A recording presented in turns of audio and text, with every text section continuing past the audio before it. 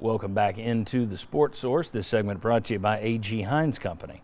For more than a century, East Tennessee's biggest construction companies and do-it-yourselfers alike have been turning to A.G. Hines Company for their supplies and their tools. Right in downtown Knoxville is where they're located. Look them up on Hines Street, appropriately enough, makes sense. When you've been around 100 years, you name the street.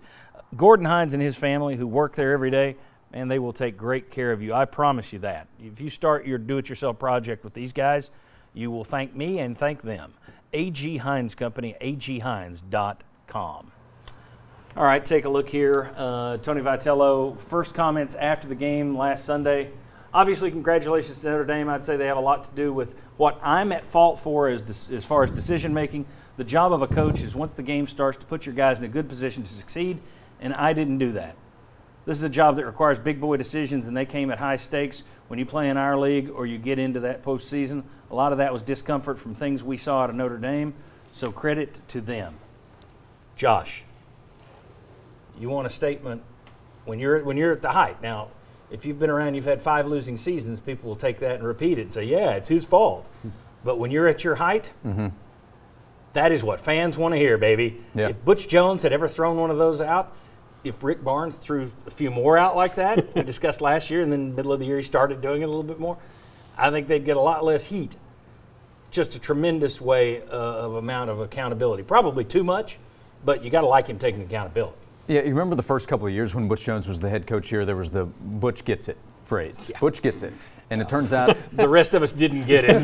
Yeah, not quite. Yeah, he didn't get it, and the rest of us were wrong on that. Yeah, Tony does. And it doesn't mean he's going to win the national championship, but he's already established, I think, how good he is as a coach, as a recruiter, all that stuff. But understanding the press conference setting, good and bad. He has when things are going well, he has the jokes that you can ride, Mike Honcho live in a broadcast. But when things don't go well, you have a disappointing loss, season is over. He puts it on him.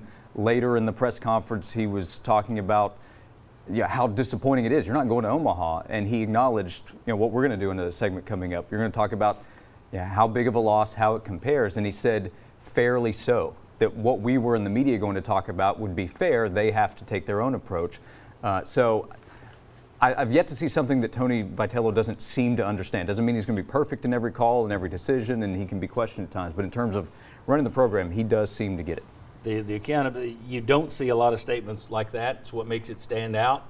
And I think fans applaud that. I loved it when I saw it. Vince, very quickly. By the way, it helps you in recruiting. When you do that, you don't throw people under the bus. Yeah. He also said he'd go to war for Drew Gilbert, so he didn't try to put too much on Drew Gilbert. He also was hesitant to put too much on the Frank Anderson vacancy not being there, and really talked up Josh Elander because he didn't want to make it seem like, hey, because Frank Anderson got suspended, then he wasn't there and it cost us. He didn't want to throw him under the bus either. Right. There's a place for that. It's on the practice field. It's in the locker room. That's where you start throwing blame around. When you step out into the cameras, that's where buck stops here. Right. I think everybody wants to hear a guy who says buck stops here, rather than somebody who says this guy didn't do this and this guy didn't do that, and we told them all week they didn't do this. Yeah. Or who steps out at halftime, I always go back to this, and says, well, I'll just have to recruit a whole new team. Jeremy Pruitt's of the world. That doesn't buy you any favor with fans or recruits, I wouldn't think. They're wonderfully handled by Tony Vitello there. Vince, UT could lose a lot of stars to the Major League Draft this year. I mean, like eight guys. Yeah. But everyone seems to be all aboard with this team being just as good or better next year. That seems like a big statement. Where do you stand on the outlook for this team in 2023? Very good, just as good or better. I'm a little hesitant to go there. Now, honestly, a lot of us, even those, see the team every day, we didn't really see this kind of special regular season. So, I mean, that is such a high bar and one that's pretty unrealistic to expect. But that doesn't mean they can't do better in the end. I think they still have talented freshmen. They have talented freshmen that really didn't play as much as well. Kavaris Tears didn't even travel with them, and they really like him. He's another outfielder, first baseman. Plus, you have Seth Halverson on the mound that, he'll be back healthy, that can give you an extra arm. He was a Friday night starter in Missouri, didn't get a chance to pitch this year. They get all their weekend starters back except for Blade Tidwell. I think they have plenty of guys and plenty of examples of guys raising their role that weren't starters, the Lipscombs or Ortegas, getting that opportunity and then playing it up. And then they have some really nice recruits, signees that if they don't get hit hard by the draft, can help them and be impact freshmen too. Okay. I heard people right after the game, or saw people. I shouldn't watch social media, but it's so much fun. The responses were, if we're not going to win it this year, when will we? And my first thought was, think back to 1998. When Tennessee didn't beat Florida in 97 with Peyton Manning, everybody said, well, we're not going to beat Florida and win it now. When are we? Yeah.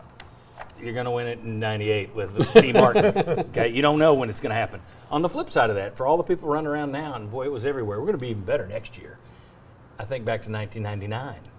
Tennessee brought everybody back from that 98 team, basically, and they go 9-3. You don't know what the future holds. So, I mean, next year, holding somebody at a 56-7 as your baseline, that's if this team goes 45-20 but wins the World Series, it's a better team, isn't it? I mean, like you said at the end. Yeah, I just it's a better team at the end. All end. right, Chuck, after Game 3, Luke Lipschitz said that Tony Vitello told the team that they had, quote, put him in a really good position to keep this dynasty going. Thoughts? I'm not sure it's a dynasty yet. I mean, you certainly have the makings of being one in the SEC. But to me, a dynasty is it's not just your last game, but I mean, you haven't won a game at Omaha since what, 2000? I mean, I know it's been a long time. Isn't that correct? In 01, or did they not win any in 05? I think it was 01. 2000 or 01. I mean, it's been a long time. Yeah. So I would stop short of the dynasty thing because I think that's still yet to be determined. I thought it was, if he's saying that and he means it, I think it's silly. But I wonder if he wasn't just telling his team that when they're heartbroken after the game, to make them understand, you guys have given me the foundation. And if that's the case, then I take it in a whole different direction. I think he probably meant maybe powerhouse versus dynasty. Yeah, I think maybe it just wasn't the best choice of words. It's also, Luke Lipschitz wasn't out there taking notes. Right. So he gave you what he heard, what he remembered. So, but if he did say dynasty, you got to win a national championship for your dynasty.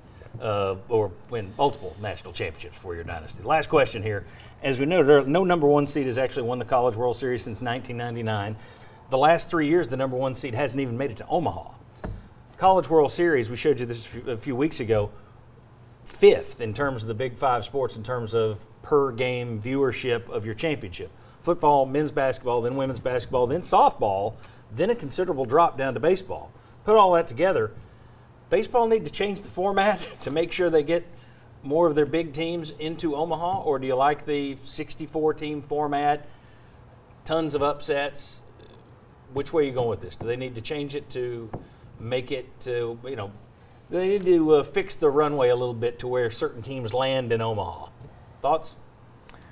Quickly. Yeah, I like the way that it is. I think an interesting thing about baseball, you just don't have big name power. So number one to everybody else, I don't know that it means that much. Right. Okay, Vince? I think they need to do more to help the higher seeds being home teams throughout their regional, super regionals.